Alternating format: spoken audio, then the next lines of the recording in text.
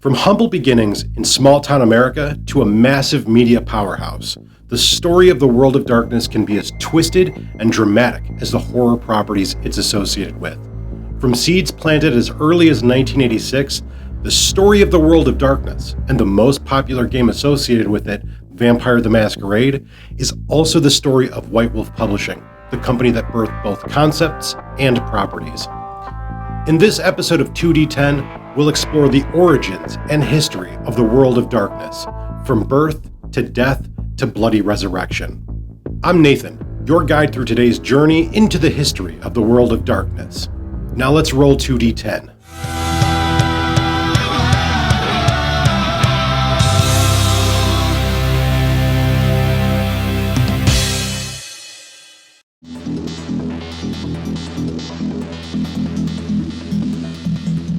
The World of Darkness is a terrible reflection of our own world, which is really saying something considering our world isn't all lollipops and roses.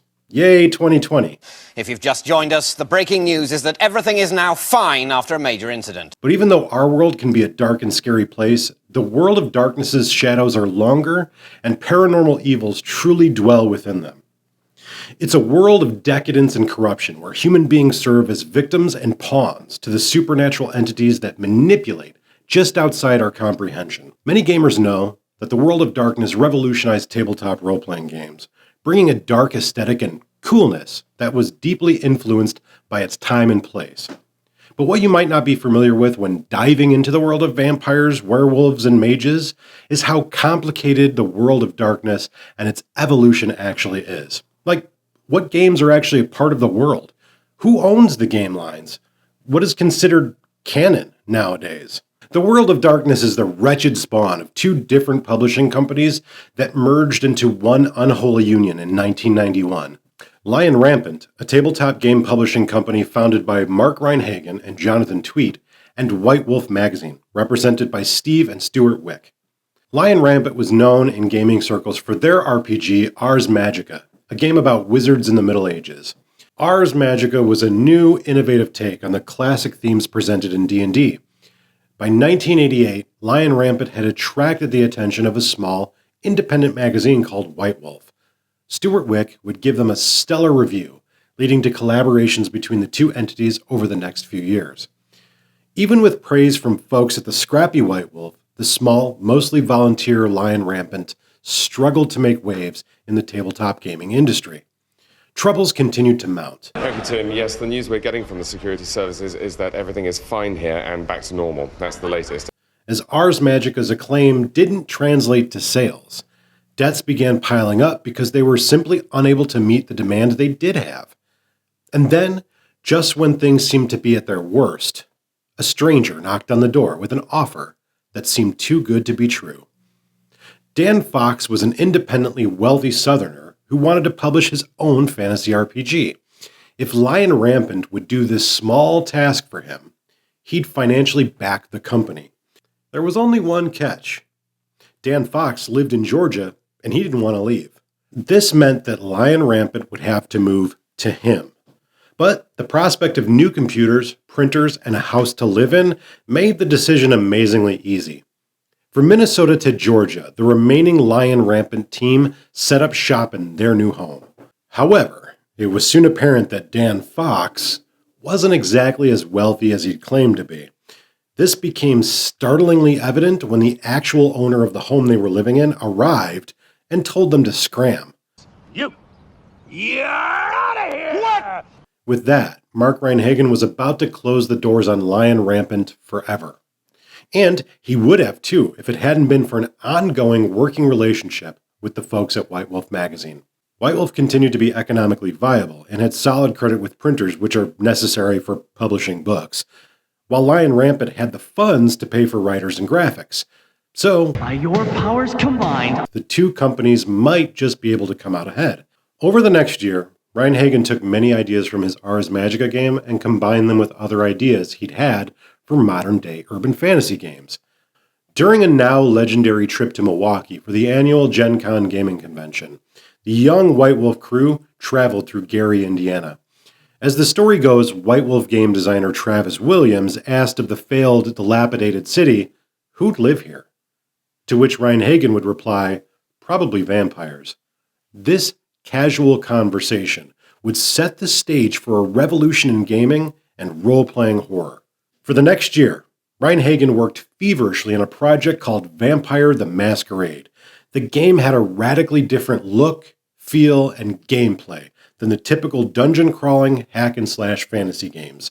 Vampire the Masquerade was a game of character, plot, gothic atmosphere, politicking, internal conflict, and most importantly, storytelling.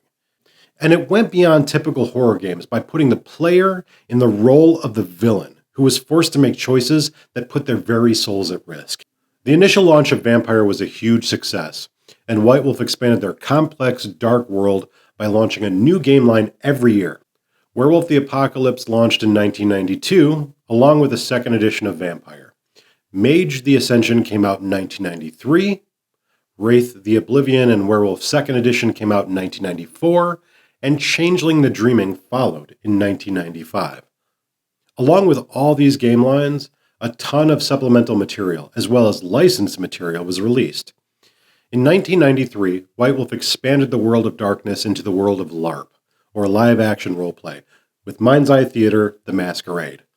This allowed players to step away from the table and into the actual role of the character, safely acting out the game while using a basic, stripped-down version of the rules. Eventually, Mind's Eye Theater would expand into multiple editions and rule sets and be acknowledged as its own adjacent World of Darkness metaplot.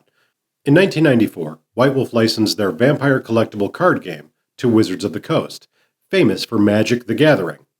They published Vampire: The Eternal Struggle from 94 to 96. By 1996, the World of Darkness had become, well, massive.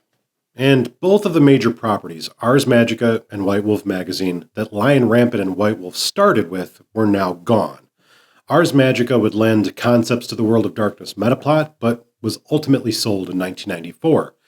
Then, in 1995, White Wolf canceled the magazine. But even without these properties, White Wolf the company had grown and expanded into an industry success and an emerging cultural phenomenon. With 5 full game lines, a rapidly swelling fan community, and even a TV show called Kindred the Embraced airing on network television, the indie darling was now an industry titan. And then, as they say, shit got real. White Wolf started to encounter real hardship by 1996 as mall bookstores began to close, changing things up to new, standalone destination stores. This was a major transitional period for both White Wolf and the RPG industry. Retailers were sending back unsold material to publishers for refund in record numbers, and White Wolf was hit hard by the market shift. To make matters worse, the West Coast office was hemorrhaging money and was eventually unceremoniously shuttered by the Georgia-based headquarters. This caused turmoil between Ryan Hagan and the Wick brothers, leading to his eventual departure from the company. You'll pay for this! After some restructuring, White Wolf expanded into other non-World of Darkness game properties and planned to launch 5 new World of Darkness game lines. But only 3 of these would actually see the light of day: Vampire: The Dark Ages in 96, Werewolf: The Wild West in 97, and Mage: The Sorcerer's Crusade in 1998. Of these, only Vampire: The Dark Ages was considered a success. A major problem for the company at the time was, again, how large they'd actually gotten. Many of the World of Darkness titles were well received and sold well by industry standards, but overhead costs were prohibitive for their smaller games. And even successful World of Darkness games failed to make a profit. Had the once humble independent game company become too successful to sustain their momentum? Was it possible for White Wolf at the height of their popularity to change their course and save a sinking ship? Next week, we'll take a look at how White Wolf maneuvers into the 21st century and the fates that would befall the World of Darkness. Thanks for watching the very first episode of 2D10. Thank you for being patient. I hope you enjoyed it. If there's any important stuff that I missed, let me know in the comments down below. Also, do all the likey, clicky, sharey things that you do with YouTube, because that's how this channel will grow. Until next week, my name's Nathan, and just go roll 2D10 or something. I don't know, whatever this is at the end. Let it be that thing. I hope you liked the video. Thanks for watching. Here's another jump cut. I don't know anything I'd almost salad. think like a design that didn't just have a big word at the top. But, Well, that's but- what I've got. What you've got, so, yep. Yeah, we'll learn as we go, I guess. Okay, let me wipe all the sweat off of my head. Alright. Troubles continued to mount as Troubles continued to mount. Troubles continued to mount as Ars Magica's. This is the history of World of Darkness, White Wolf, and Beyond, Part 1. Why did it go down so far? It's not? Yeah. Okay, but it's good now. And now you're. Thank you for watching 2D10. You can check out more of my stuff on utilitymuffinlabs.com. You can check out the 2D10 podcast on the same website, or you can go to 2d10.com, but they take you to the same place. Check us out on Twitter, on Instagram, on Facebook, and on Discord, all of which will be linked down below. I'll have new videos out every week. Thank you again for watching. Please like, share, subscribe, all that, and we'll see you next week.